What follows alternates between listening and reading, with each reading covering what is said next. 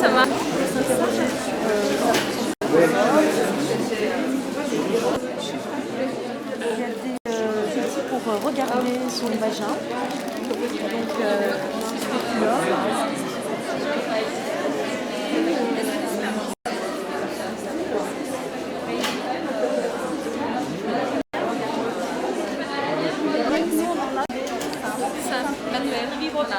Mais alors là,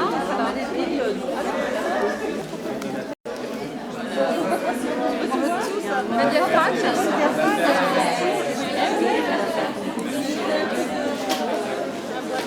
non, c'est un petit jeu. La Madeleine est là. Après, je m'en rappelais plus.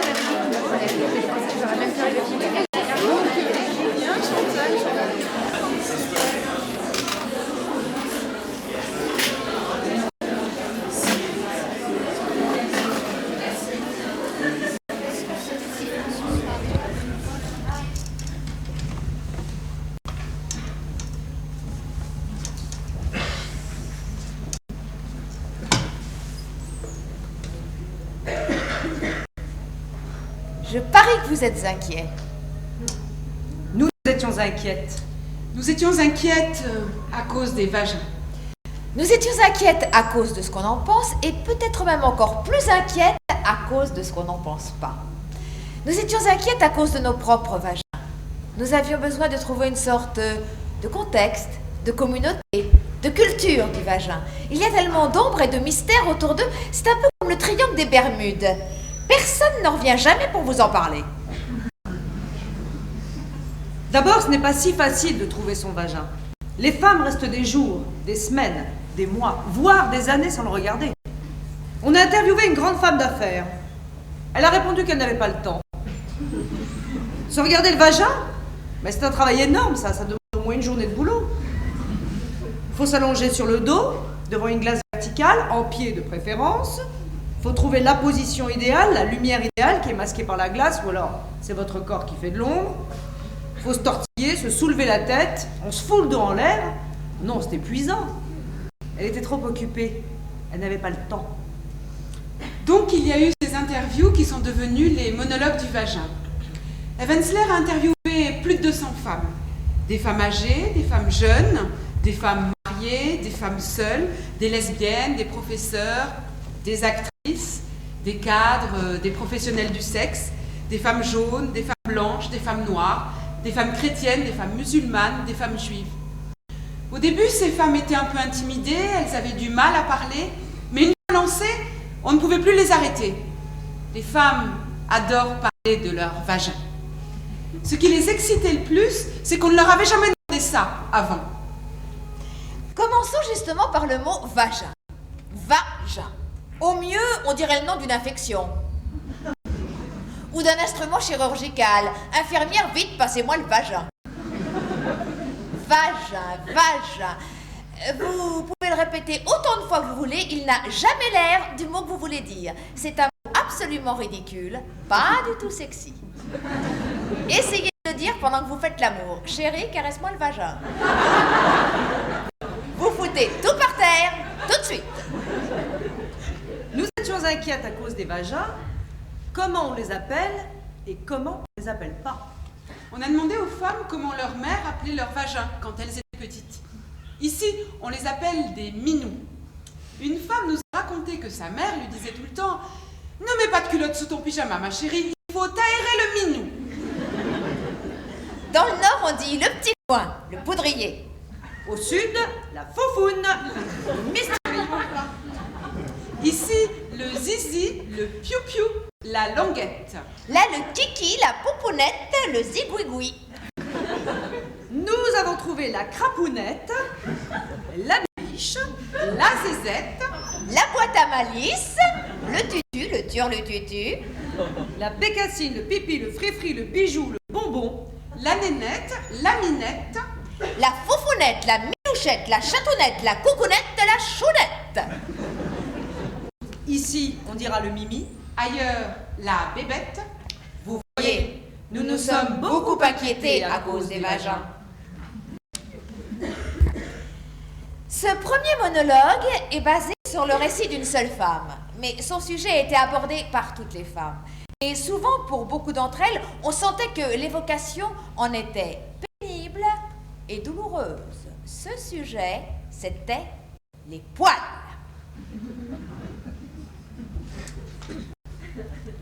On ne peut pas aimer un vagin si on n'aime pas les poils. Beaucoup de gens n'aiment pas les poils. Mon premier et unique mari détestait les poils. Il disait que c'était désagréable et sale. Il m'a obligée à me raser le vagin. Mon vagin avait l'air bouffi et sans défense, comme celui d'une petite fille. Oh, ça l'excitait. Quand on faisait l'amour, mon vagin ressentait ce que doit ressentir une barbe qu'on vient de raser. Oh, je le grattais. C'était à la fois bon et douloureux, comme quand on gratte un bouton de moustique. J'avais plein d'horribles petits boutons rouges. Oh, j'ai refusé de continuer à me raser. Mon mari m'a trompée. Nous avons fait une thérapie de couple. Et là, il a dit qu'il allait voir ailleurs parce que je refusais de le satisfaire sexuellement. Parce que je ne voulais pas me raser le vagin. La thérapeute avait un accent allemand à couper au couteau. Elle poussait des « ah » entre chaque phrase pour bien montrer qu'elle compatissait. Elle m'a demandé pourquoi je refusais de satisfaire mon mari sexuellement. Pourquoi je ne voulais pas me raser le vagin. Oh, je dis que c'était très bizarre, mais que quand je n'avais plus de poils là, en bas, je me sentais toute petite. Je ne pouvais pas m'empêcher de parler comme un bébé. Et que c'était très irrité, au point que même les crèmes apaisantes n'y faisaient rien. Elle m'a dit « ah » que le mariage n'était fait que de compromis.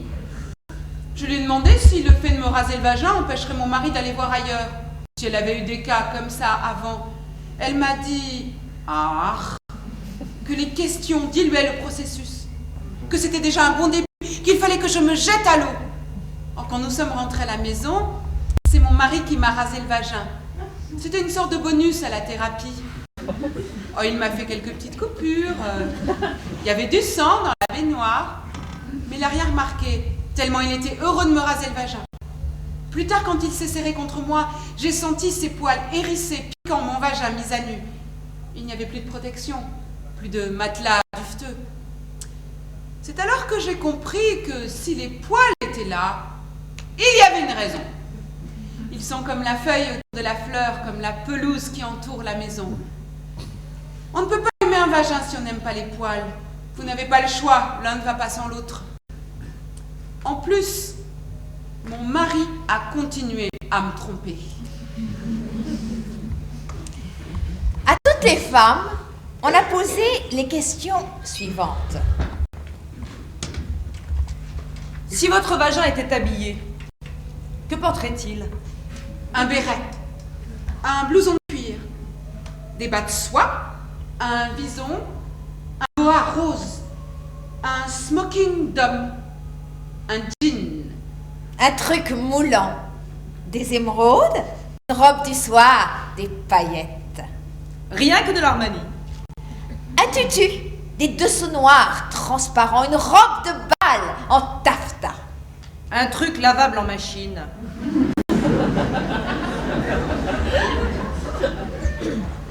Un loup, un pyjama en velours violet, de l'angora, un nœud papillon rouge, de l'hermine et des perles. Un chapeau en léopard, un kimono de soie, un pantalon de survêtement, un tatouage. Un appareil électrique pour chasser les étrangers. Des talons aiguilles, de la dentelle et des rangers, des fruits, des fleurs et des plumes roses, du coton, Un tablier, Un bikini. un imperméable, Si votre vagin pouvait parler en 2 mots, qu'est-ce qu'il dirait? va doucement. c'est toi? À table. J'en veux. Miam miam. Oh oui! Recommence. Non, par là. Lèche-moi. Reste à la maison. Bonne pièce. pioche. Essaye encore.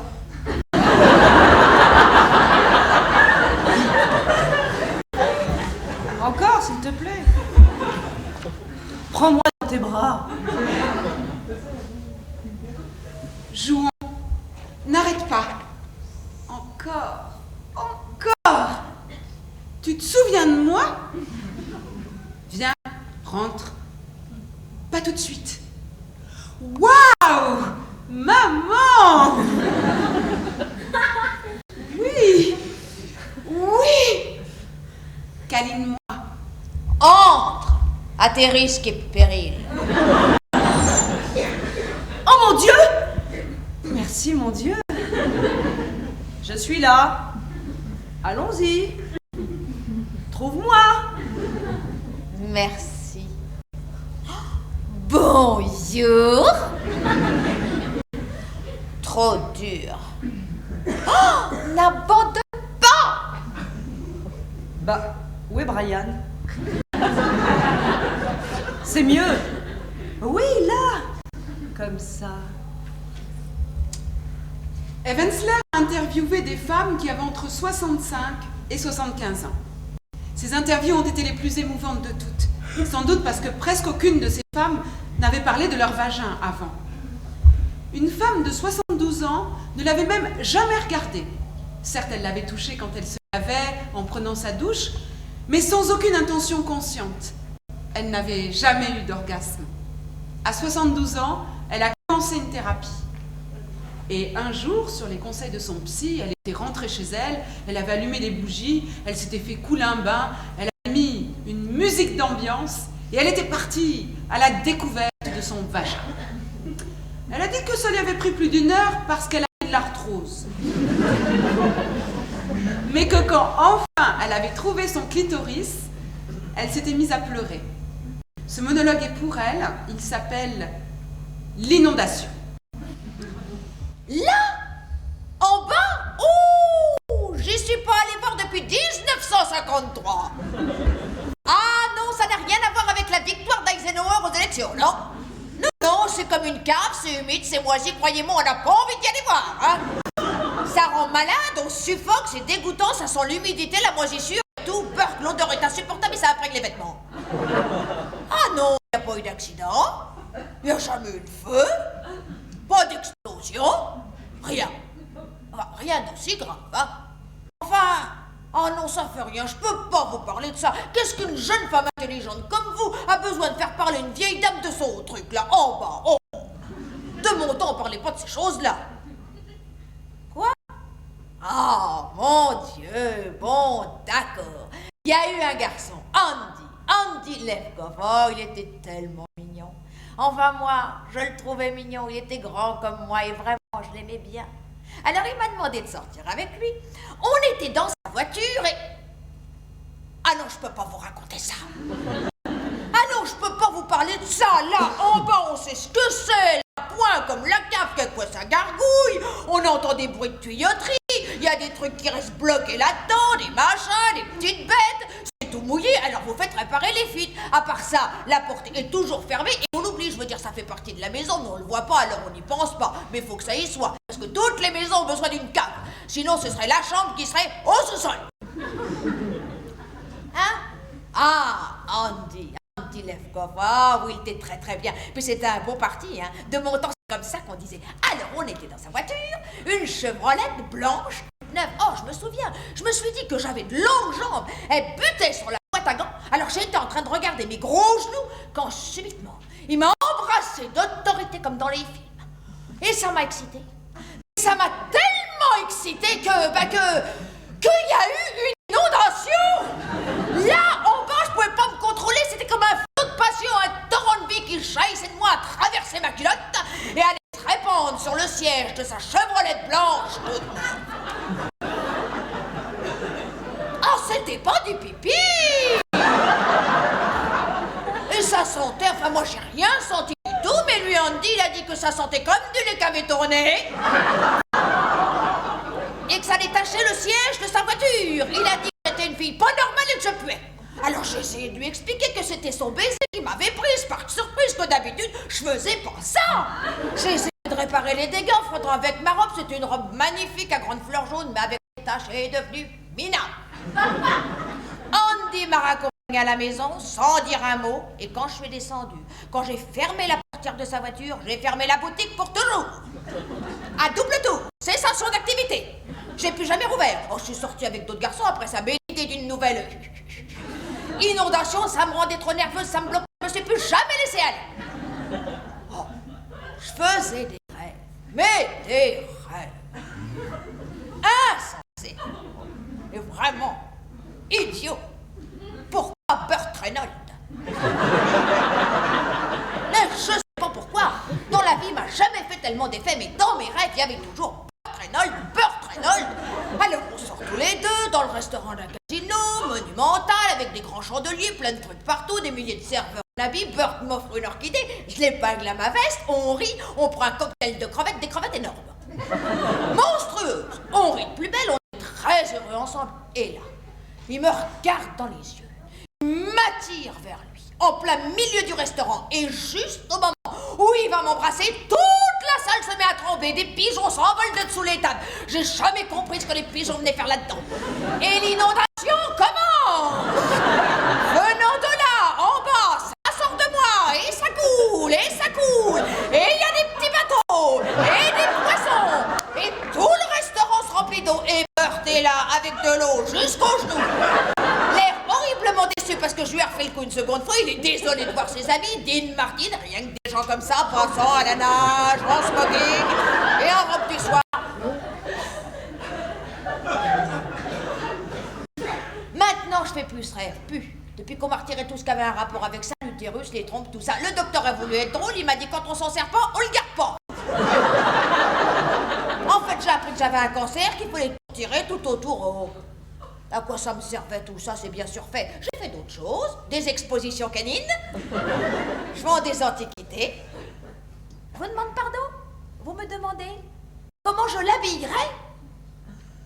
Ben c'est quoi cette question? Comment je l'habillerais? Avec une grande pancarte fermée pour cause d'inondation. Qu'est-ce qu'il dirait? Mais je vous l'ai déjà dit, c'est pas une personne qui parle, c'est une chose qui parle depuis longtemps. C'est fermé là en bas sous la maison. Vous êtes contente, hein? Vous m'avez fait parler. Oh, vous m'avez fait sortir tout ça, hein? Vous avez fait parler une vieille dame de son truc là en bas. Vous vous sentez mieux? Ben moi, je vais vous dire, vous êtes la première personne à qui je parle de ça. Et je crois bien que je me sens un tout petit peu mieux.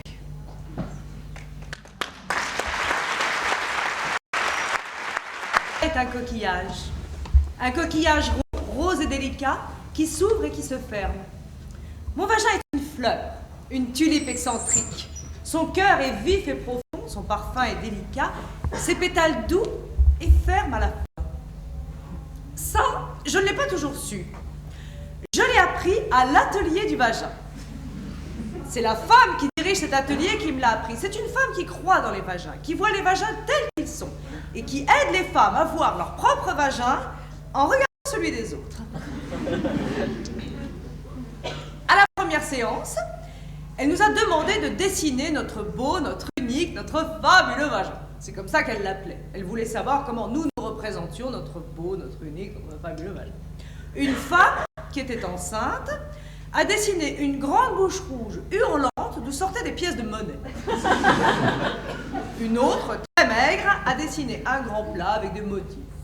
Moi, j'ai dessiné un rond tout noir avec des petits gribouillis autour. Le rond symbolisait un trou noir dans l'espace et les petits gribouillis étaient des gens ou des choses ou des particules élémentaires qui étaient venus se coller là. J'avais toujours considéré mon vagin comme un vide anatomique aspirant à l'aveuglette tout ce qui passait dans sa tête. Je ne concevais pas mon vagin en termes pratiques ou biologiques. Je ne le voyais pas, par exemple, comme faisant partie de moi. À l'atelier, on nous a demandé de regarder notre vagin à l'aide d'un miroir de poche. Après un examen attentif, nous devions faire à haute voix un compte-rendu à tout le groupe. Je dois avouer que jusqu'à ce jour, tout ce que je savais sur mon vagin était basé sur les on-dit ou sur l'invention. Je ne l'avais jamais vu. Il ne m'était m'était jamais venu à l'idée de le regarder. Mon vagin n'avait d'existence pour moi que sur un plan abstrait. Je trouvais ça réducteur et choquant de le regarder allongé comme nous l'étions sur nos matelas bleus, nos miroirs à la main. Ça me faisait penser à ce que les premiers astronomes avaient dû ressentir avec leur télescope rudimentaire. Au début, mon vagin, je l'ai trouvé plutôt inquiétant. Un peu comme quand vous voyez pour la première fois un poisson ouvert. Et que vous découvrez à l'intérieur tout cet univers complexe et sanguin, juste là, sous la peau. C'était tellement rouge, tellement frais, tellement cru. Ce qui m'a le plus surpris, c'était toutes ces couches successives. Une couche sur une autre couche, ouvrant sur une autre couche.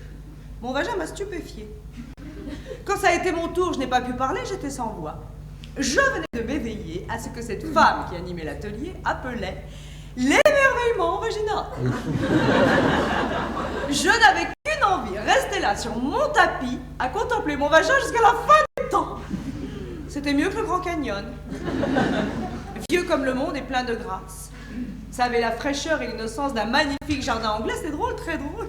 Ça m'a fait rire, je pouvais jouer avec, à cache-cache, l'ouvrir, le fermer. C'était comme une bouche.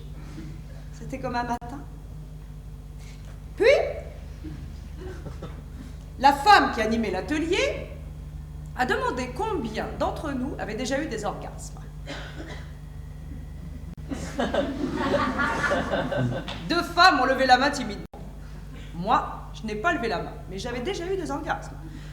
Je n'ai pas levé la main parce que c'était des orgasmes accidentels. Il m'arrivait à l'improviste. Dans mes rêves, et je m'éveillais épanouie, dans l'eau souvent, dans mon bain la plupart du temps, une fois à la piscine à Saint-Tropez, à cheval, en vélo, sur mon tapis de marche à la gym. Je n'ai pas levé la main parce que même si j'avais eu des orgasmes, je ne savais pas comment les provoquer. Je pensais que c'était une chose miraculeuse, magique, je ne voulais pas intervenir. Je pensais que m'en mêler aurait eu un côté malsain, factice, fabriqué, plus de surprise, plus de magie. Seulement le problème, c'était que depuis longtemps, il n'y avait plus de surprise. Je n'avais plus un de ces orgasmes accidentels et magiques depuis 2 ans et ça me rendait un peu hystérique. C'était pour ça que je m'étais inscrite à cet atelier du vagin. Et puis est arrivé le moment que j'attendais et redoutais à la fois. La femme qui animait l'atelier nous a demandé de ressortir nos miroirs de poche et de voir si nous pouvions repérer notre clitoris. Nous étions toutes là, sur le dos, sur nos tapis bleus, à essayer de trouver nos marques, nos repères, notre logique. Et je ne sais pas pourquoi, je me suis mise à pleurer. Peut-être était-ce simplement de la gêne. Peut-être était-ce à l'idée que j'allais devoir renoncer à cette chimère folle et dévorante que quelqu'un ou quelque chose guidait ma vie, décider de ses orientations et me donner des orgasmes. Cette recherche du clitoris dans cet atelier insensé sur nos matelas bleus rendait tout ça beaucoup trop réel. Je sentais venir la panique et simultanément la terreur et la prise de conscience que si je m'étais empêchée de trouver mon clitoris, c'est parce qu'en fait, j'avais toujours été terrifiée à l'idée que je n'en avais pas. Terrifiée à l'idée d'être une de ces bonnes femmes viscéralement impuissantes, une de ces femmes frigides, mortes, closes, sèches, avec un goût de vieil abricot. Oh mon Dieu! J'étais là, sur le dos, sur mon tapis bleu, à la recherche de ce point névralgique, tâtonnant avec mes doigts. Et je ne pensais qu'à une chose.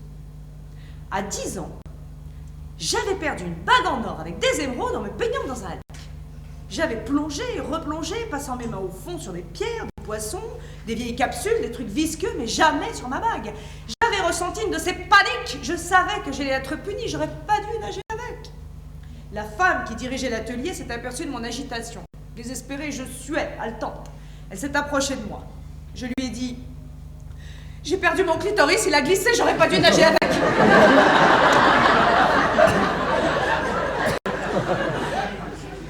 Elle a éclaté de rire. Doucement, elle m'a caressé le front. Elle m'a dit qu'un clitoris, ça ne se perdait pas comme ça. Qu'il était moi, qu'il était mon essence même, qu'il était tout à la fois la sonnette de ma maison et ma maison elle-même, que je n'avais pas à le retrouver, dit-elle, que j'avais à l'être, être lui, être Être mon clitoris. Être mon clitoris.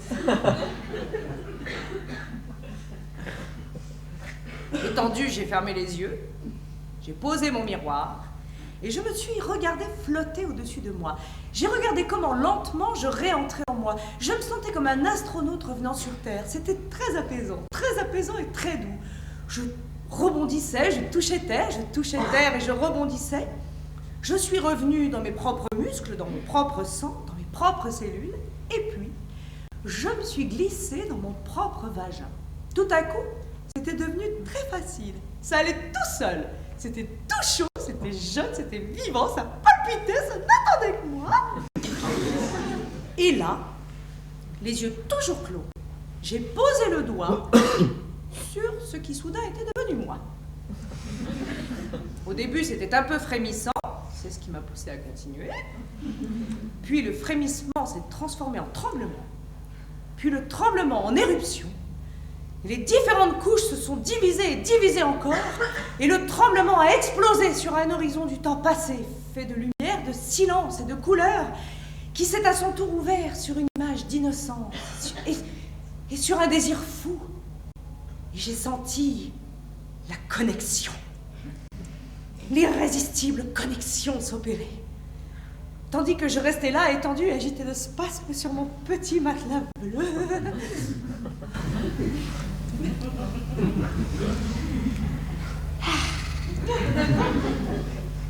Mon vagin est un coquillage, une fleur, un destin. C'est quand j'y arrive que je commence à partir. Mon vagin, moi.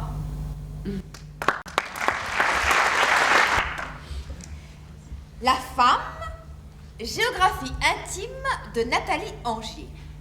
Le clitoris est pur, par définition. C'est le seul organe du corps humain fait purement pour le plaisir. Le clitoris n'est qu'une simple boule de nerfs, 8000 terminaisons nerveuses, pour être tout à fait précis.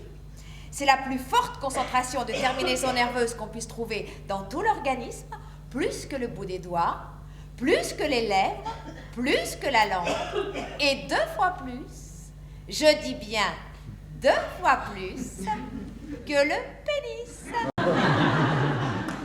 Alors, je vous le demande, qui voudrait d'un fusil quand on a une belle mitraillette?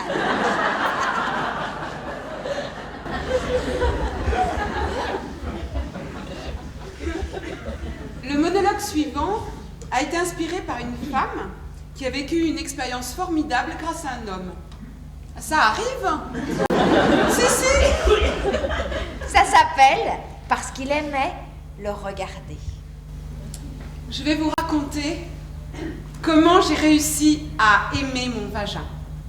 Bon, c'est un peu embarrassant parce que ce n'est pas politiquement très correct. Si vous voulez, je sais que ça aurait dû m'arriver dans un bain parfumé avec des grains de sel venant de la mer morte, de la musique indienne en fond sonore, et moi, tombant amoureuse de ma féminitude. Ah, je connais la chanson. Les vagins sont beaux. Notre haine de nous-mêmes n'est que la haine et le rejet de notre culture patriarcale, que ce n'est qu'une idée, qu'il faut vivre en communion avec son sexe. Je sais tout ça. C'est un peu comme si nous avions été élevés dans une culture où l'on nous dirait que les grosses cuisses sont belles et que nous ayons passé notre temps à engloutir des gâteaux à la crème, tout en restant au lit toute la journée à ne rien faire, à regarder nos cuisses se remplir de cellulite. Malheureusement, nous n'avons pas été élevés dans cette culture-là. Je haïssais mes cuisses. Et je haïssais encore plus mon vagin, je le trouvais absolument horrible. Je faisais partie de ces femmes qui l'avaient regardé et qui, depuis cet instant, ne voulaient plus en avoir. Je le détestais. Et je plaignais toute personne qui, de près ou de loin, devait avoir affaire à lui. Pour m'aider à survivre, je faisais comme s'il y avait quelque chose d'autre entre mes cuisses. J'imaginais des meubles. Des futons confortables avec des couettes en coton légère, des petits canapés de velours rouge, des couvertures en léopard ou des cache-théières matelassées.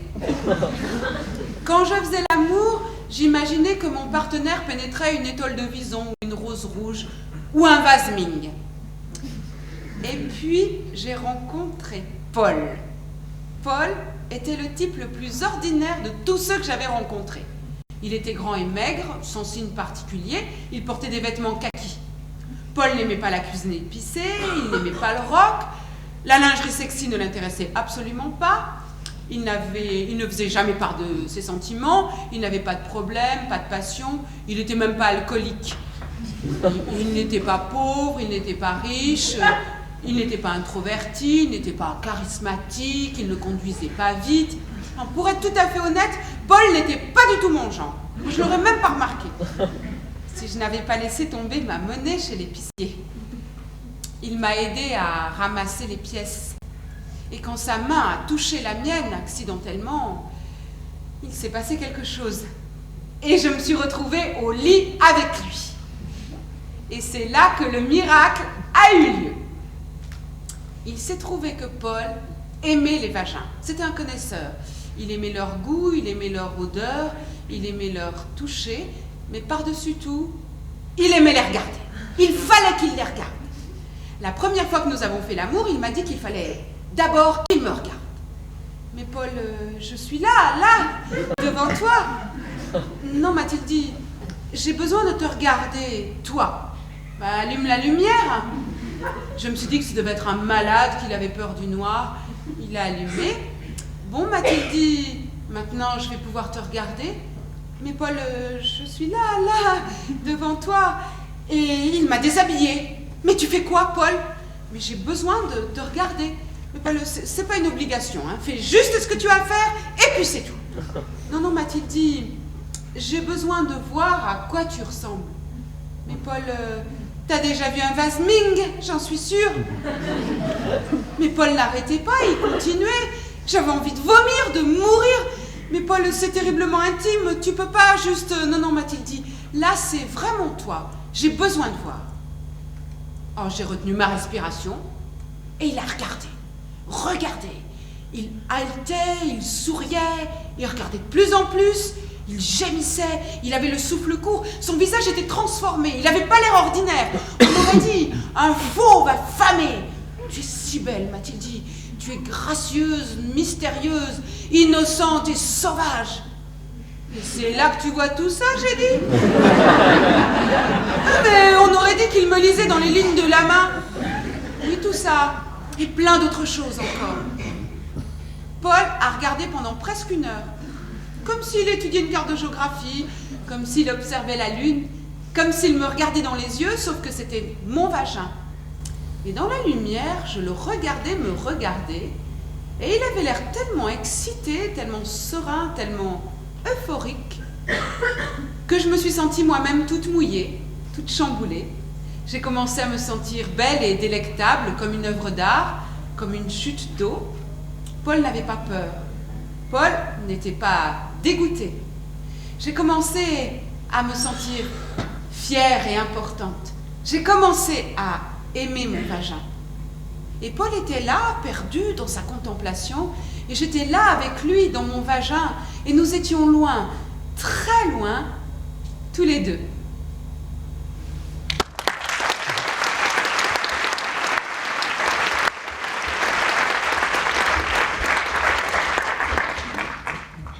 Voici maintenant une réalité beaucoup moins drôle à propos du vagin. New York Times, 12 avril 1996. 80 à 100 millions de petites filles et de jeunes femmes ont subi des mutilations génitales.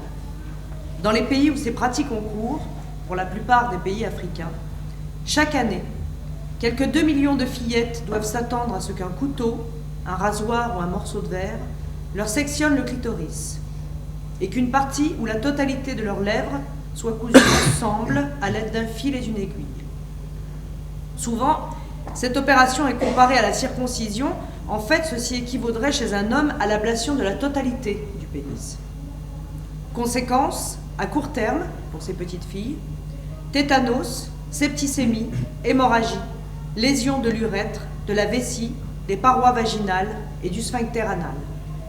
À long terme, infection utérine chronique, douleurs et dangers à l'accouchement multipliés, mort prématurée. Evansler a interviewé beaucoup de femmes au sujet des règles. Une sorte de chant choral a commencé à s'élever, un chant sauvage et collectif. Toutes les voix des femmes se faisaient écho. J'ai laissé ces voix saigner les unes sur les autres et je me suis laissé emporter dans ce flot de sang.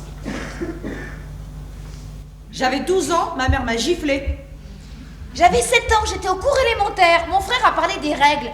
J'ai pas aimé la façon dont il a ricané. Je suis allée trouver ma mère.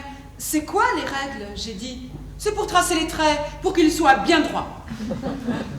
Mon père m'a écrit une carte pour ma petite fille, qui n'est plus si petite. J'étais terrorisée, je me souviens. J'ai été une des dernières à les avoir. J'avais 13 ans. On voulait toutes qu'elles arrivent. J'avais tellement peur, je mettais des protections usagées dans des sacs en papier que je cachais dans des coins sombres, sous le toit. J'étais en 4e, ma mère m'a dit « Oh, c'est bien ». J'étais au collège. J'ai eu des pertes marron avant qu'elles arrivent. Ça a coïncidé avec l'apparition de poils sous mes bras qui poussaient de manière anarchique. Sous une aisselle, j'avais des poils, sous l'autre, pas.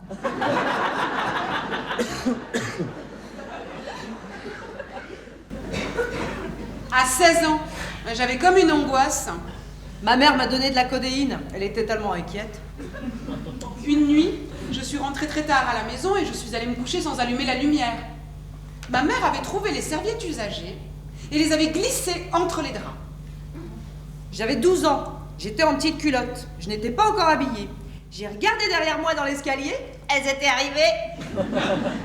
J'ai regardé par terre et j'ai vu le sang. Chez Marie, ma meilleure amie, ils ont fait la fête quand elle les a eus. Ils ont organisé un grand dîner en son honneur. On voulait toutes avoir nos règles. On les voulait toutes, tout de suite. À 13 ans, il n'y avait pas encore les cotex. Il fallait surveiller ses vêtements. J'étais noire et pauvre. Un jour, à l'église, il y a eu du sang derrière ma robe. Ça ne s'est pas vu, mais je me sentais coupable. J'avais 10 ans et demi, pas préparé, une saleté marron dans ma culotte. Elle m'a montré comment mettre un tampon. Il est rentré qu'à moitié. Ma mère m'a dit que je devais prendre un chiffon. Elle m'a dit, pas de tampon, tu dois jamais rien mettre dans ton poudrier. J'ai mis du coton hydrophile. Elle m'a donné des petites poupées avec la tête de Liz Taylor. À 15 ans, ma mère m'a dit, Mazel Tov, elle m'a giflé, j'ai jamais su si c'était bien ou mal. Mes règles, c'est comme une pâte à tarte avant qu'on la cuise. Les Indiennes restent assises sur de la mousse pendant 5 jours. Je voulais être une squaw. À la gym, quand je voyais des filles blanches se mettre des tampons, je me disais que c'était des vicieuses. J'ai vu les gouttes rouges sur les carreaux roses. J'ai dit « Ouais !» J'utilisais des OB, j'adorais y mettre les doigts. À 11 ans, je portais un pantalon blanc, le sang a commencé à couler, j'ai pensé, c'est terrible. Je suis pas prête. J'ai mal au dos. J'étais excitée. À 9 ans et demi, j'étais sûre que j'allais entièrement me vider de mon sang. J'ai mis ma culotte en boule, je l'ai jetée dans un coin. Je voulais pas que mes parents paniquent.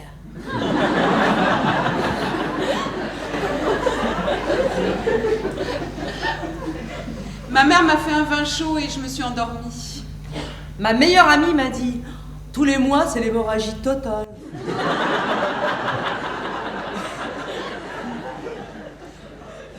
Ma mère n'arrêtait pas de faire des allers-retours à l'hôpital psychiatrique. Elle n'a pas pu me préparer à l'âge adulte. Chère Miss Canning, je vous prie de dispenser ma fille de basketball. C'est une femme depuis ce matin.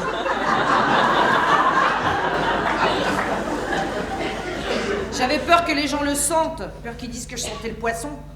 J'ai vomi, j'ai pas pu manger. J'ai eu faim. Parfois, c'est très très rouge. J'aime les gouttes qui tombent dans les toilettes, on dirait de la peinture. Parfois, c'est marron. Et ça me perturbe. J'avais 12 ans, ma mère m'a giflé et m'a offert une chemise en coton rouge. Mon père est descendu acheter une bouteille de sangria.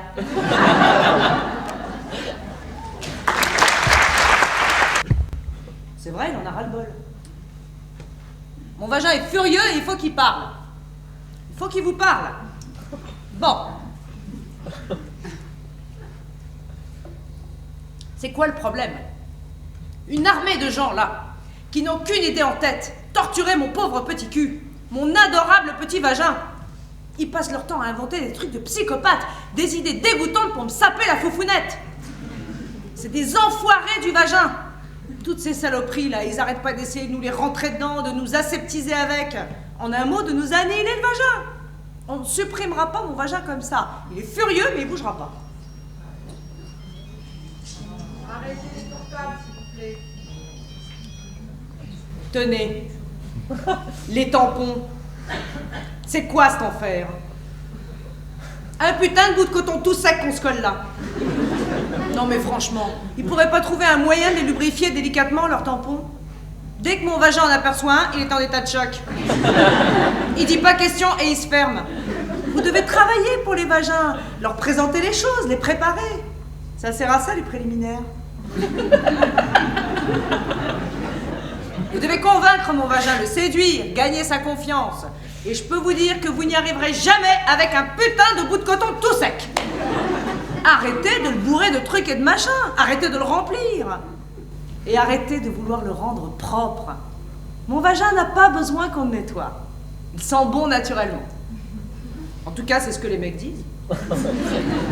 Ouah, qu'est-ce qu'il sent bon. Et ne les croyez pas s'ils vous disent qu'il a une odeur de rose, alors que il est censé sentir la chatte, tout simplement.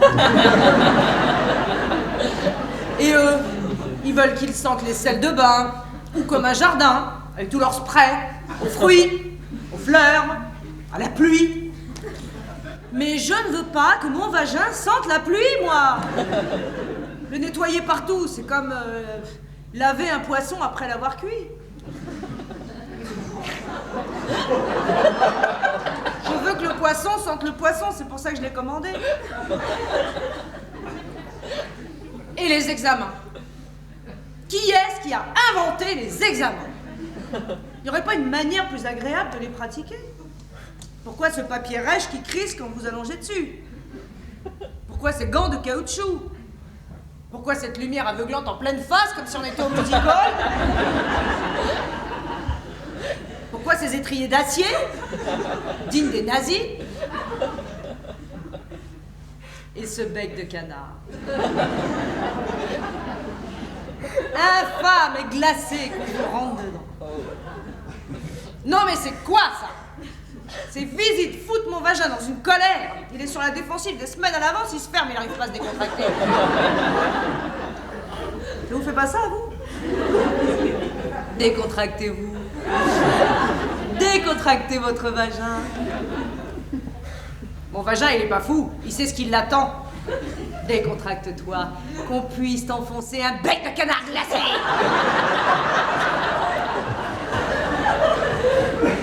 Ça va pas, non? On pourrait pas me trouver un beau velours rouge bien doux pour m'envelopper dedans?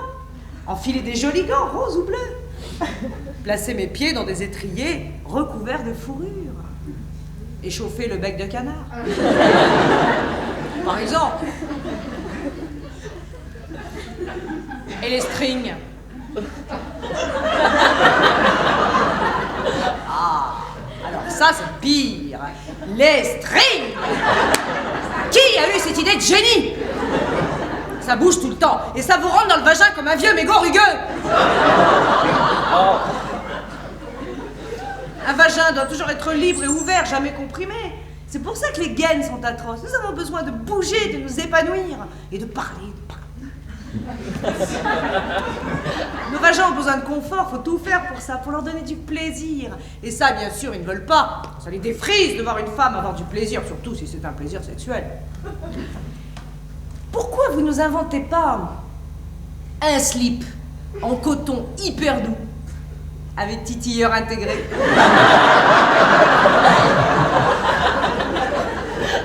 Les femmes prendraient leurs pieds du matin au soir, en faisant leurs courses.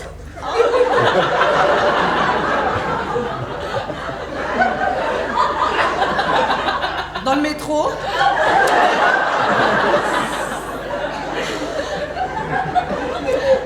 Rien que des vagins en perpétuelle jouissance. Mais voir tous ces vagins en train de frétiller, ça c'est sûr, ils ne le supporteraient pas. Oh non, au lieu de ça, ils nous fabriquent du papier toilette gratte-cul. Ah, ça me rend vraiment folle de rage. Bon, heureusement, en Europe, on a les bidets.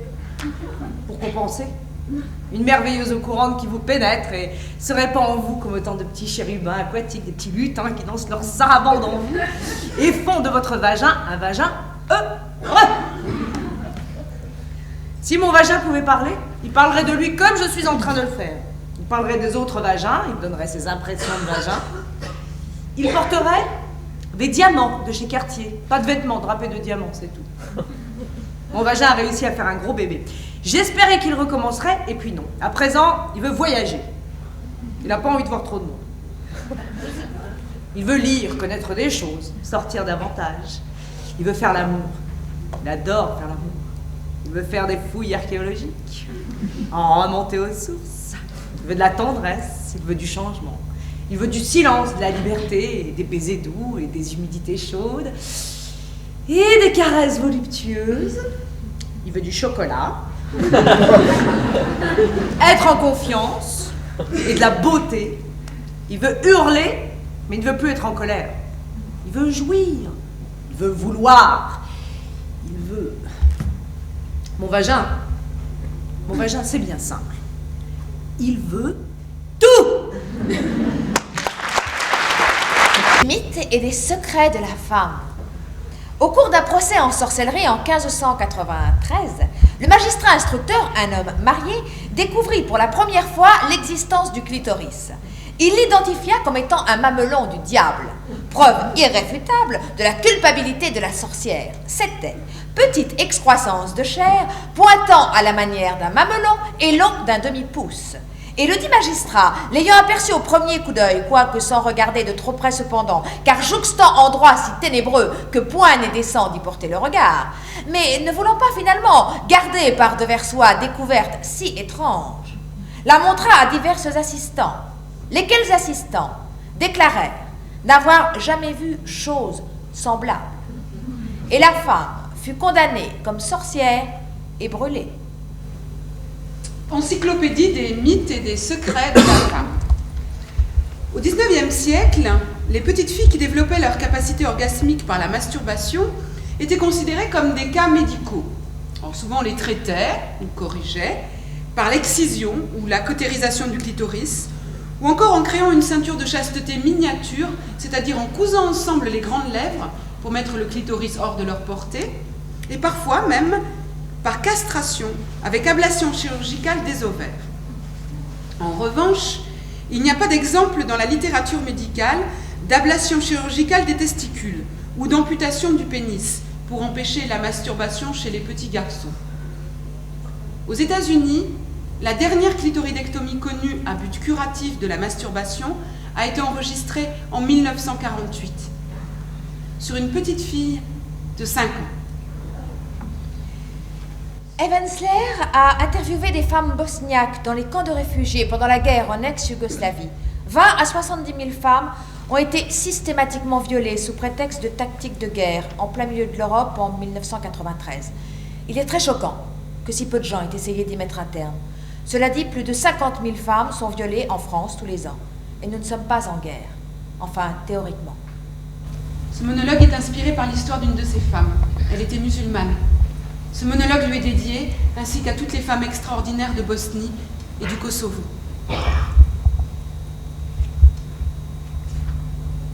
Mon vagin, mon village. Mon vagin était une fraîche prairie verte et rose. Les vaches paissaient, mon fiancé me caressait tendrement, avec un fétu de paille blonde. Il y a quelque chose entre mes jambes. Je ne sais pas ce que c'est. Je ne sais pas où c'est. Je ne peux plus y toucher. Plus maintenant. Plus depuis. Plus jamais. Mon vagin était bavard. Il ne pouvait attendre. Il en disait, il en disait. Oh oui, il en disait. Depuis que je rêve qu'il y a un animal crevé, cousu entre mes jambes avec du fil noir, il ne parle plus. Et l'odeur horrible de l'animal mort m'envahit. Et sa gorge tranchée saigne et tache mes robes d'été. Mon vagin connaissait toutes les chansons des femmes, toutes les chansons paysannes, toutes les chansons des forêts d'automne, toutes les chansons du pays. Depuis que les soldats y ont glissé le canon de leur fusil, ils ne chantent plus. L'acier était si froid qu'il m'a glacer le cœur? Vont-ils tirer? Vont-ils l'enfoncer jusqu'à mon cerveau, qui se tord de peur? Je ne sais pas. 6 d'entre eux, monstres affreux, encagoulés de noir, m'enfoncent des bouteilles aussi, et des matraques, et un balai. Mon vagin était l'eau d'une rivière où il faisait bon se baigner. Eau claire courant sur les pierres inondées de soleil, sur la pierre de mon clitoris, encore et encore. Depuis que j'ai entendu la chair se déchirer avec un bruit strident, la rivière ne coule plus.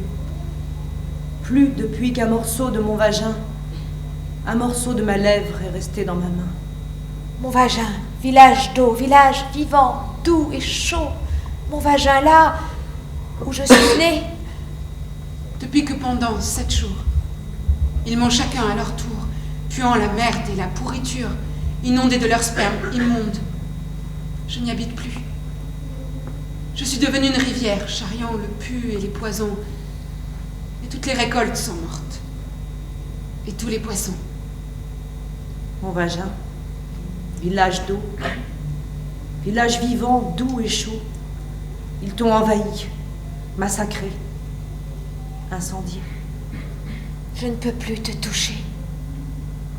Je ne peux plus venir te voir. J'habite ailleurs, à présent. Ailleurs. Mais je ne sais pas où.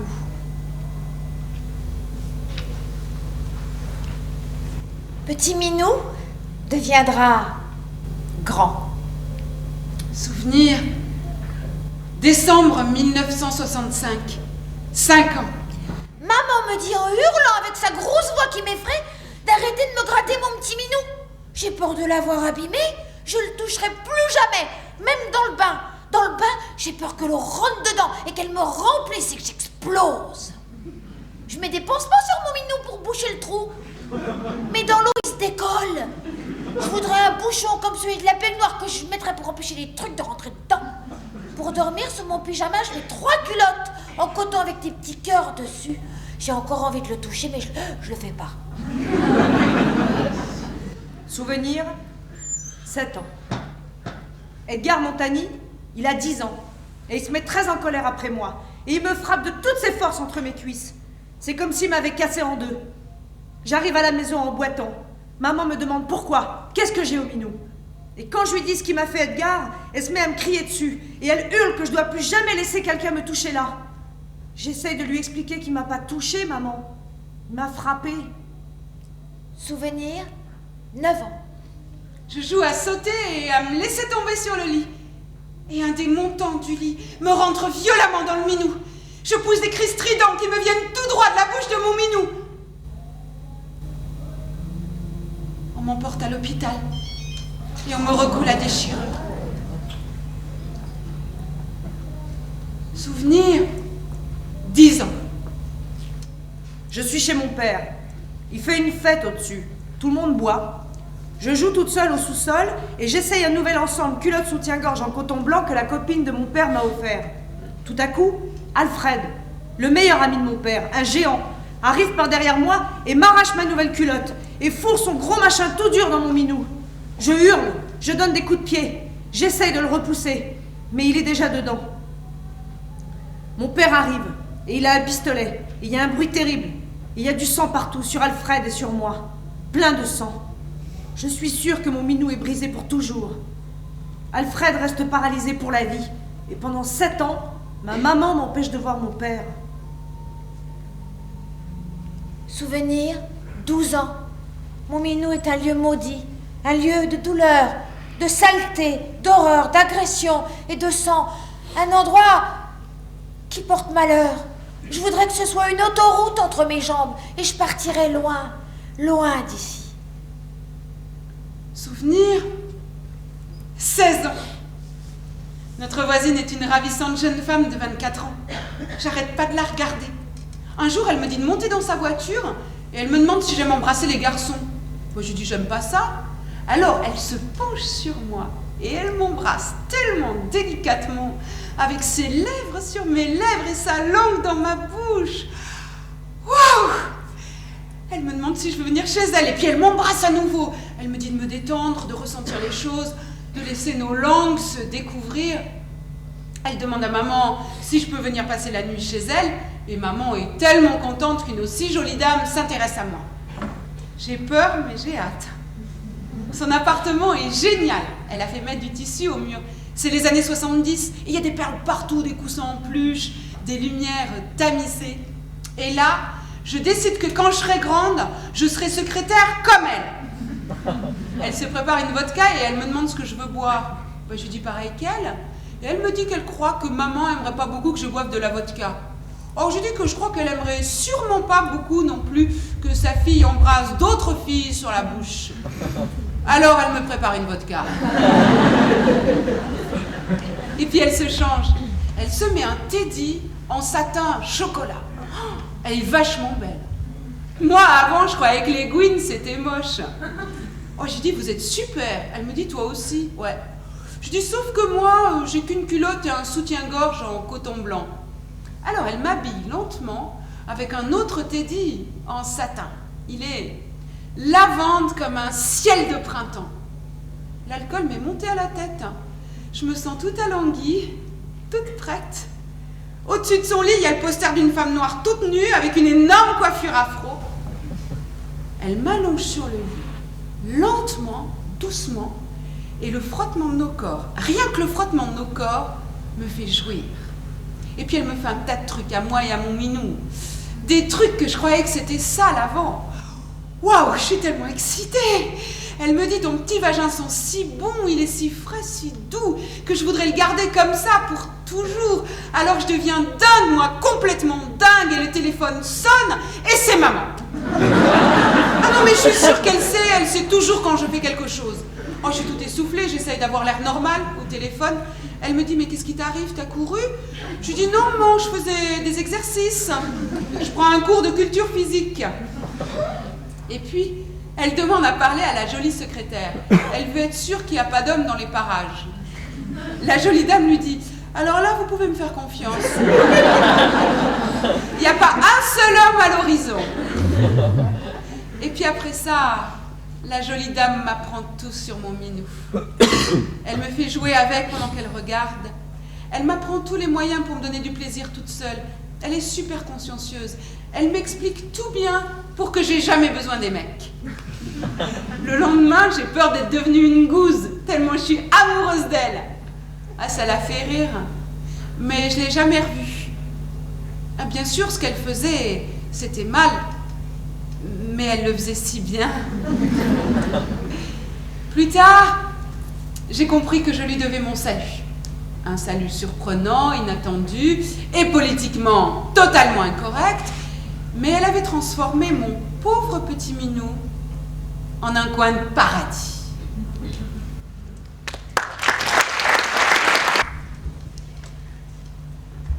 Votre vagin, il sent quoi?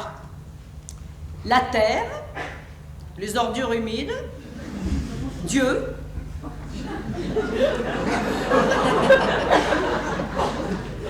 l'eau, un nouveau matin tout neuf, L'immensité, le pain d'épices, la sueur. Ça dépend. le musc, moi, Rien, d'après ce qu'on m'a dit. L'ananas, un calice d'essence aromatique. Paloma Picasso. la terre et le musc, la cannelle et la girofle, la rose, une forêt de jasmin musqué et épicé, profonde, très très profonde. La mousse humide, un bon bonbon. Le Pacifique Sud. Quelque chose entre le poisson et le lilas.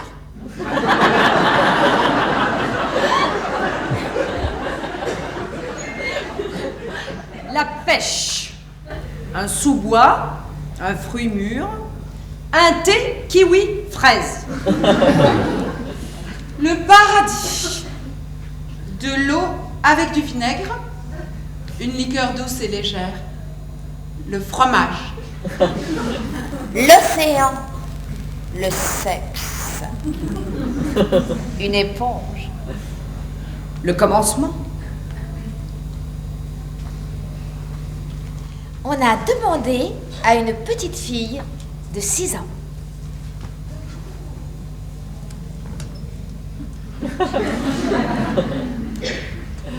Si on habillait ton vagin, qu'est-ce qu'il mettrait? Un t-shirt rouge et une casquette de baseball avec la visière en arrière. S'il pouvait parler, qu'est-ce qu'il dirait? Il dirait des mots commençant par des ve et des te, tortue et violon par exemple. Ton vagin te fait penser à quoi? À une belle pêche à la peau sombre, ou un diamant que j'ai trouvé dans un trésor et qui n'appartient qu'à moi. Qu'est-ce que ton vagin a de spécial? Quelque part, tout au fond de lui, il a un cerveau vraiment très très malin. Ton vagin, il sent quoi? Comme les flocons de neige.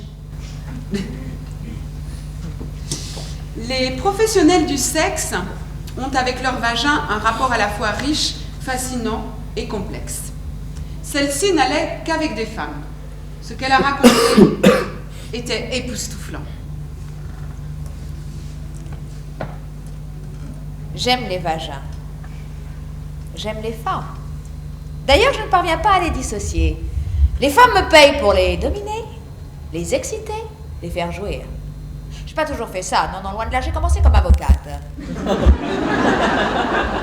Mais vers la trentaine, donner du plaisir aux femmes est devenu chez moi une obsession. Il y a tant de femmes insatisfaites, tant de femmes qui n'ont pas accès au plaisir sexuel.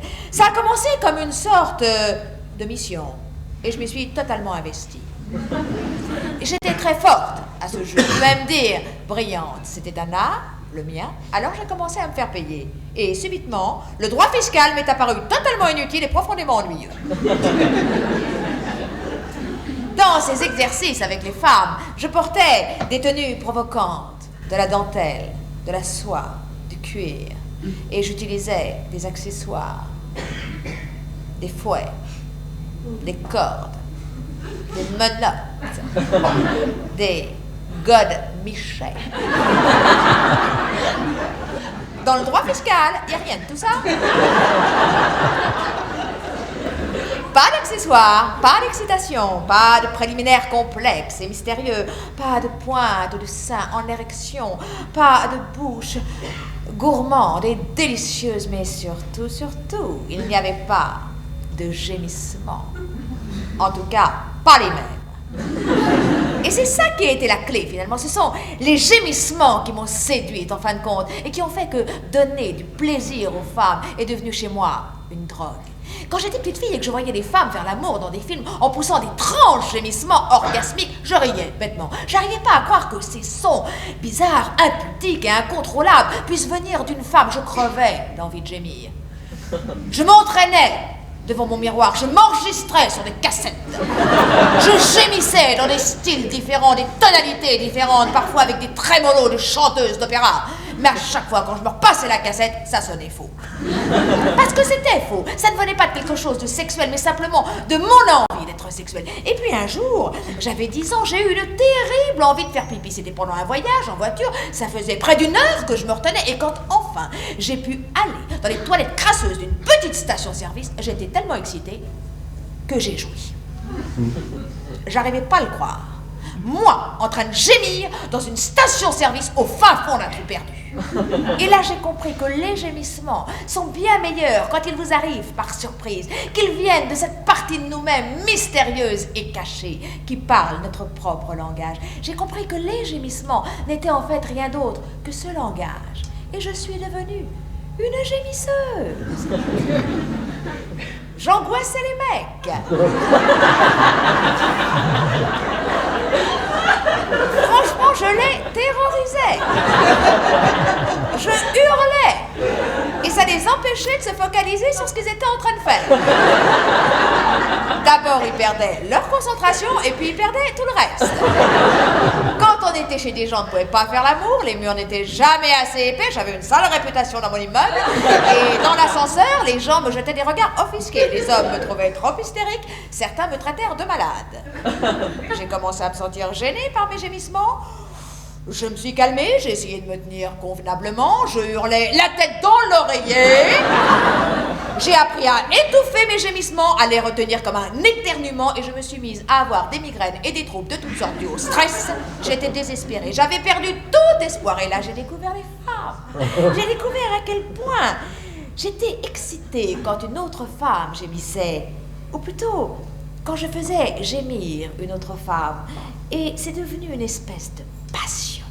Trouver la clé pour rendre sa voix au vagin, pour libérer cette voix, ce chant sauvage. J'ai fait l'amour à des femmes habituellement silencieuses et elles étaient choquées par leurs propres gémissements. J'ai fait l'amour à des femmes qui savaient ce que c'était qu'un gémissement et je leur ai fait atteindre des gémissements plus profonds, plus intenses qu'elles n'imaginaient même pas. Je suis devenue obsédée.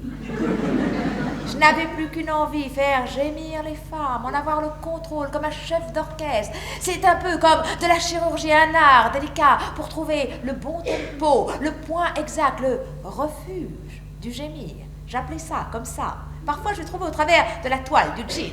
Parfois, je tombais dessus en secret, je déconnectais tranquillement l'alarme qui le retenait. J'entrais.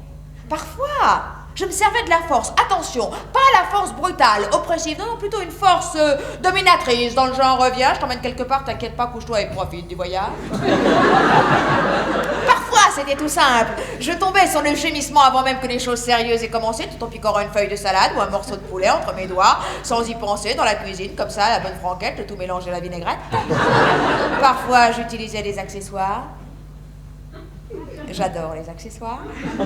Parfois, j'ai obligé la femme à trouver son gémissement toute seule. J'attendais, patiente, jusqu'à ce qu'elle se libère d'elle-même. Je me laissais pas avoir par des petits gémissements faciles. Non.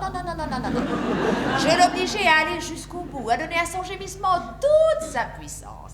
Il y a le gémissement clitoridien. Il y a le gémissement vaginal. Il y a le combiné clito-vaginal. Il y a le pré-gémissement. Il y a le presque gémissement. Il y a le gémissement décidé. Il y a le gémissement chic. Il y a le gémissement rockstar. I am a sex machine. Il y a le gémissement 7e arrondissement. Il y a le gémissement semi-religieux, petit papa Noël. Il y a le gémissement montagnard. Il y a le gémissement juif. Non. Il y a le gémissement bébé. Il y a le gémissement petit chien. Il y a le gémissement inopiné. Il y a le gémissement militante bisexuelle totalement libérée. Ouais. Il y a le gémissement mitraillette. Il y a le gémissement zen torturé. Il y a le gémissement diva. Et enfin, pour finir, il y a le gémissement triple orgasme qu'on n'attendait plus.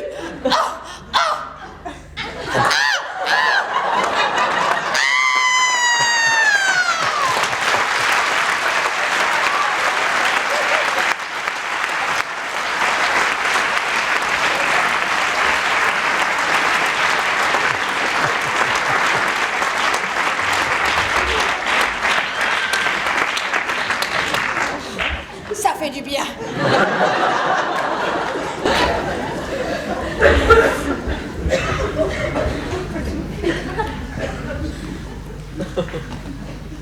Ce spectacle se jouait depuis quelque temps et l'on n'y parlait pas de naissance. Cette omission paraissait bizarre. Encore que récemment, un journaliste à qui l'on relatait ce fait a dit « Ah ouais, où est le rapport ?»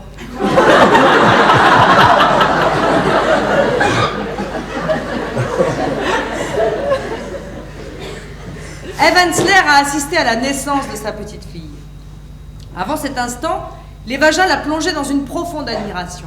Mais depuis ce jour, elle leur voue une adoration véritablement religieuse. J'étais là dans la salle quand son vagin s'est ouvert. Nous étions tous là, sa mère, son mari et moi, et la sage-femme à l'accent russe, avec toute sa main plongée dans son vagin, palpant et tournant avec son gant caoutchouc, tout en bavardant avec nous, comme s'il essayait de débloquer un robinet. J'étais là, dans la salle, quand les contractions l'ont faite se tordre, et poussée par tous ses pores des gémissements inconnus. J'étais là, encore, après des heures, quand elle a poussé soudain un cri sauvage, battant avec ses bras l'air électrique. J'étais là, quand son vagin s'est transformé d'humble orifice sexuel en passage plus vieux que la nuit des temps, en un vaisseau sacré, en un canal vénitien. En une source profonde, avec un tout petit enfant blotti en son milieu, et qui attendait qu'on lui donne la vie. J'ai vu les couleurs de son vagin. Elles étaient changées. J'ai vu le bleu, des hématomes, Le rouge vif des boursouflures. Les gris roses. les ombres. J'ai vu le sang perler sur le bord, comme une sueur. J'ai vu le jaune, Les humeurs blanches. La merde. les caillots jaillir de partout pendant qu'elle poussait plus fort, encore plus fort. J'ai vu dans ce trou béant la tête du bébé, rayée de cheveux noirs. Je l'ai vue là, juste derrière l'os, souvenir dur et bon, pendant que la sage-femme à l'accent russe tournait et retournait sa main gluante. J'étais là quand sa mère et moi lui avons tenu chacune une jambe et résisté de toutes nos forces à ces énormes poussées. Son mari, qui comptait inexorablement. 2, 3, lui disant de se concentrer, mieux que ça. Nous regardions en elle. Ne pouvant détacher nos regards de ce point, là. Tous, autant que nous sommes, nous avons oublié le vagin. Comment expliquer autrement ce manque d'admiration, ce manque de vénération pour lui? J'étais là quand le docteur est entré avec ses étranges cuillères. Là encore, quand son vagin s'est transformé en une grande bouche de soprano chantant de toutes ses forces. La petite tête d'abord, puis le petit bras blême, élastique, et puis le corps nageant vite, vite vers nos bras ruisselants. J'étais là quand plus tard, m'étant retournée, je me suis retrouvée devant son vagin.